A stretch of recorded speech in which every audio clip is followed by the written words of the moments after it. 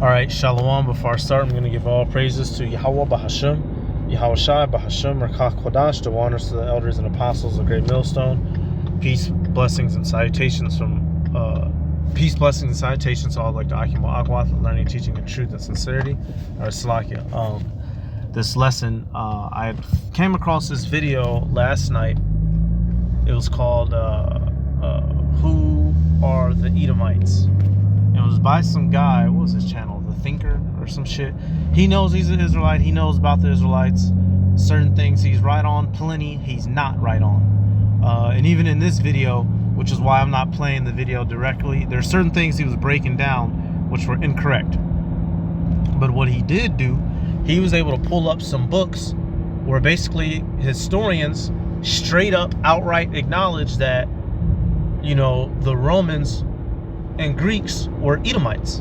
All right, making the connection that, in which the scriptures already, you know, we already come to that understanding. You go to scriptures like Additions to Esther, right? And then you read about the way that Esau is described as a man, you know, and it makes all the sense in the world. All right, red, hunter, all right, living by the sword.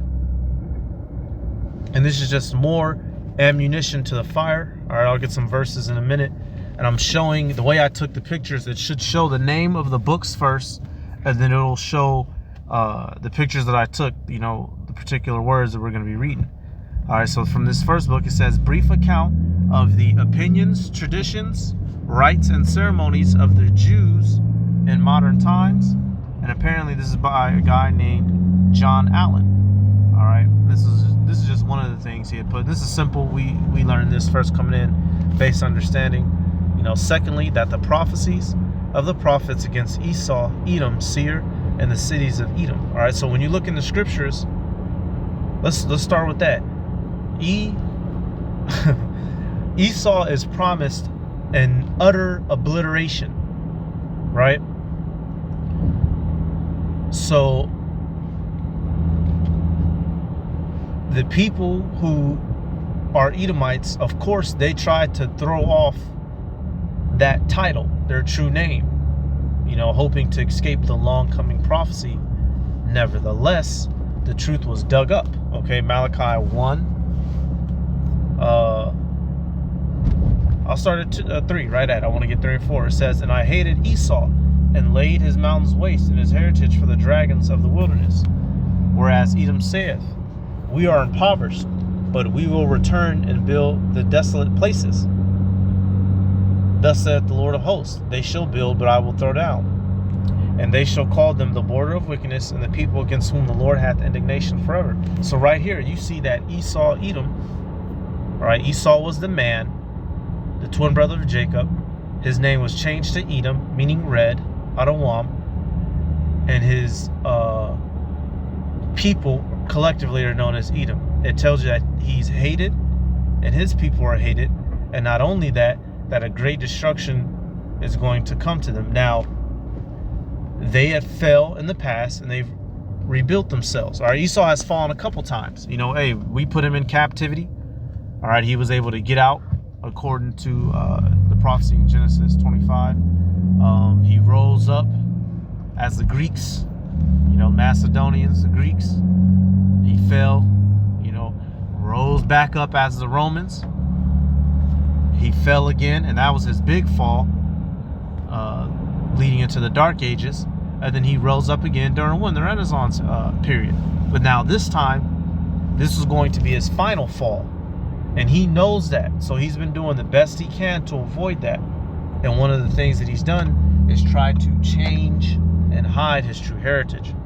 So let's look at what's coming to Esau. I'll zoom in a little bit. It says this, now this is dealing with the prophecies concerning E. It says, especially those of Isaiah, Jeremiah, Obadiah.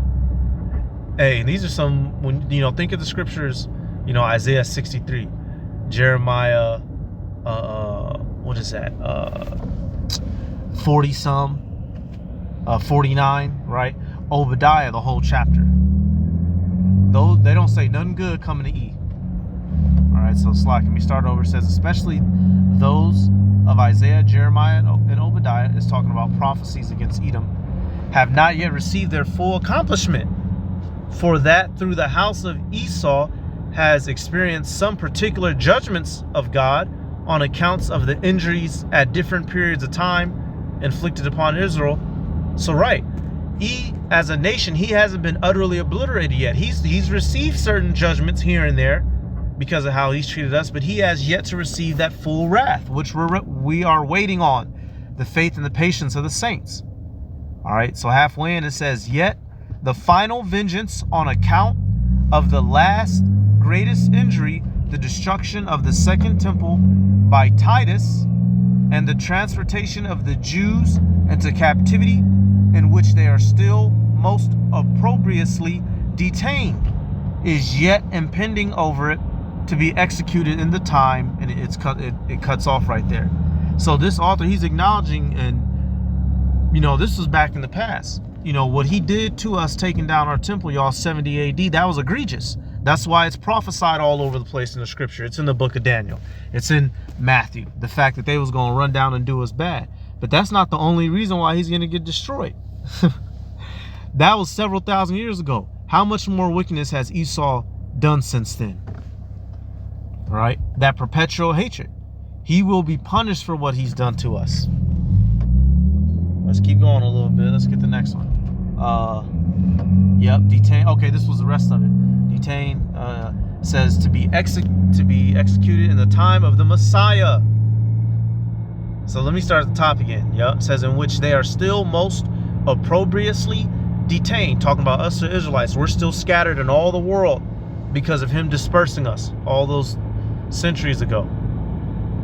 Is yet impending over it, to be executed in the time of the Messiah, that this is foretold by the prophecies in all their denunciations of the severest plagues against the house of Esau, the cities of Edom, and Mount Seir, which all belong to Rome and the Christians.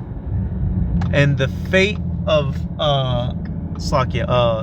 and that the fate of Christians at the time will be far more dreadful than that of Mahometans. All right. And so that's good right there. Now, this lets you know, he said that those lands all belong to Rome. Let me see, zoom in. Against the house and the seas of Edom and Mount Seir, which all belong to Rome and the Christians. Now, he's going slightly off in the Christian part, because now we know the true Christians are Israelites. All right, followers of Yahushua. Today, Christians, hey, that's good. That's good, because he's done all this lying and name changing. Nevertheless, he's still the target. All right, today's term, they think it's just people who follow Jesus. They don't know anything about Yahushua. They came over here on these boats. Christianized us, right? Gave us sweet white Jesus. Meanwhile, the very book that they brought over here, holding in their hands, is a book that condemns them in every action that they did and their people. All right, and there's no amount of name changing that can be done to escape from the judgment that's coming. Okay, and the Messiah Yahushua is going to be bringing it upon Edom, and the true Christians, the true Mashiachim. The true followers of the Messiah, the Israelites, beginning with the elect, will be redeemed and saved at his return, compared to Eve, who's going to get slaughtered. All right. Isaiah 63:1. Who is this that cometh from Edom with the dyed garments from Basra? This that is glorious in his apparel, traveling in the greatness of his strength. I that speak in righteousness, mighty to save. This is Yahushua. This is figurative of him being covered in the blood of Edom, because of the destruction that he's going to be bringing. And this is good. This is very good. I'd be trying to avoid being an Edomite too. I get it. Nevertheless, they got to suffer. Verse 2. Wherefore art thou red in thine apparel, and thy garments like him that treadeth the wine fat. All right, in the ancient world, you'd have to, they put grapes in a big old bucket and have somebody stomp them out. All right, they didn't have Welch's and goddamn Minute Maid. Okay, so this is a parabolic talk of how, you know, the wine treaders, they going through stumping on grapes. It's metaphorical for how bad Yahushua is going to level this bitch, y'all. You know, that chariot that's going to be utterly destroying. You know, the elect is going to be down here, the angels. It's going to be an absolute slaughter fest, uncontested slaughter fest. Verse 3, I have trodden the winepress alone. Salakia.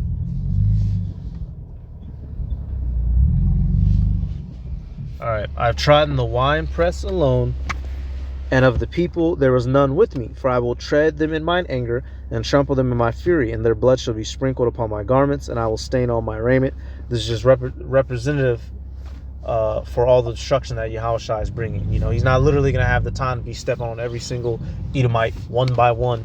This is all the destruction that he's going to be bringing. All right, these Edomites aren't going to stand a chance. Their technology, all right, these cities are going to be through all of it and everything. It's going to be completely destroyed at the return of our Lord. All right, add in missiles. It's going to be a rhapsody. All right, verse 4 says, for the day of vengeance is in mine heart, and the year of my redeemed is come. Okay, so our Lord is sincerely waiting to get vengeance on this man for what he's done to his people. All right, next slide. Right here. Let me see. Let me double check. Okay, so apparently this part right here, yeah, this next part, okay, good. It's going to be coming from The Rise of Christendom from Edwin Johnson. And now these two say the same thing. All right, Conquer resumes the kings. Okay, so I'll deal with this one, right? A little tidbit. It says the Chronicle gives an account of the successors of Alexander, which we know, you know, our elders and apostles have taught us well. It says Ptolemy Lagos, it is said, placed at Alia, a chief from among the children of Israel, that he might practice the religion of the law. Ptolemy Decanus succeeded, and the commentaries say that he ruled the people of the cavern at the end of 240 years. People of Slakia. At the end of 240 years, the empire of the Greeks passed to the Romans, to a man who descended from Esau, namely Augustus. All right, which Augustus? Augustus Caesar. They straight up state the fact that this man's a... Come on, man. He reigned 56 years, and in the 42nd year of his reign, Isa, son of Miriam, was born. Between Isa and Alexander, there was a space of 319 years, as the Chronicle resumes the story of the kings. Okay, so keeping it going. So basically it tells you that they acknowledge the fact that Augustus was an Edomite. You know, so, hey, man. Don't get no clearer than that. This is just showing the territory of Alexander's generals in which they ruled after he died. The wars that began, the Diadochi, his generals fighting. All right, Seleucus, you know, over the Seleucus Empire, which Antiochus and the boys came out of. Ptolemy, they took over Egypt, which is why you have white Egyptian paintings all over the damn place. Lysimachus, he had that red patch right there, and then Cassander has the green patch, right? Just moving on, you know. So these people in certain of these books, you know, they had their history on point. Keep going. This is another one. Okay, Dictionary of the Bible. Okay, this must be the last one. We have Dictionary of the Bible, Antiques, Biography, Geography, and Natural History by William Smith, LLD. Okay, now this is good right here. So we'll start. It basically, we'll deal with what's here on the left. It says, it says, is to be found in this the Idumeans, by which, as I have shown, it says all the Christians are to be understood, for they took their origin from Rome, will go up to lay waste Jerusalem, which is the seat of holiness, and where the tomb of the God Jesus is. And so they're going off on that part. You know, whoever authored this, you know, they look at the Lord as the Most High, which is incorrect. It says, indeed, they have several times gone up already. So the Edomites have several times already destroyed Jerusalem, right? Under Rome.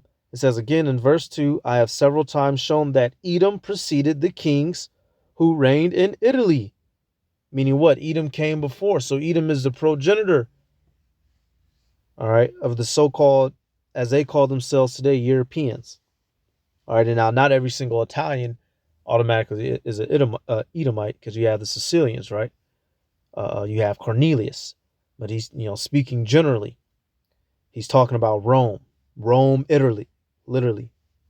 Rome, Italy, literally. It says Edom preceded the kings who reigned in Rome and who Edom preceded the kings who reigned in Italy and who built up Rome to be great among the nations and chief among the provinces. And in this way, Italy and Greece and all the western provinces became filled with Idumeans. That it is that the prophets call the whole of that nation by the name of Edom. On verse 8, there shall not be found counsel or wisdom among the Edomite Christians when they go up to that war. Says some verse 19 says, those who have gone as exiles into the Edomites, that is, to the Christians' land, and have there suffered affliction, will deserve to have. So right there, they know that Greece and Rome was and now they're getting things mixed up when they use the term Christians. All right, we know who the true Christians are, but that's why, the apostles have the phrase, eat the meat and spit out the bones. And through being properly taught, you now know and you have the ability to perceive when they're on point, when they're incorrect. And right here, they was on point with the fact that Greece and Rome was filled of what? Idumeans. Straight the fuck up and down. And I didn't write these books. Vocab, these books existed long before I got here. I ain't make this shit up. And there's more of it. I just didn't take pictures of it. But they're going to show how you had Edomites claiming to be Jews because John Hyrcanus the second did the forced conversion. All right, which brothers, should know about by now. So let me get Isaiah 34. So ultimately, y'all, Esau's not going to be able to escape his judgment. He's been trying, and he's not going to be able to escape it. He will face this judgment. Isaiah 34:5, for my sword shall be bathed in heaven. Behold, it shall come down upon Idumea and upon the people of my curse to judgment. The sword of Yahweh Ba'ashem Yahushai is filled with blood. It is made fat with fatness, and with the blood of lambs and goats, and with the fat of kidneys of rams. For Yahweh hath a sacrifice in Basra, and a great slaughter in the land of Idumea. I wouldn't want to be one of them neither, knowing all this information. They know what's coming to them. That's why they've been trying to run. That's why they've been trying to hide. All right. That's why they've been doing everything that they shouldn't have been doing. But they will have to pay. They will have to pay. They don't want to acknowledge that, but it is what it is. We did our wickedness, and we paid. They did their wickedness, and they're going to pay real soon. So that's about it. Let me give all praises to Yahweh, Bahashim Yahushai, Bahashim Rakakodash, the honors to the elders and apostles of Great Millstone. Peace, blessings, and salutations to all like the Akim Akwath, learning, teaching, and truth and sincerity. Shalom.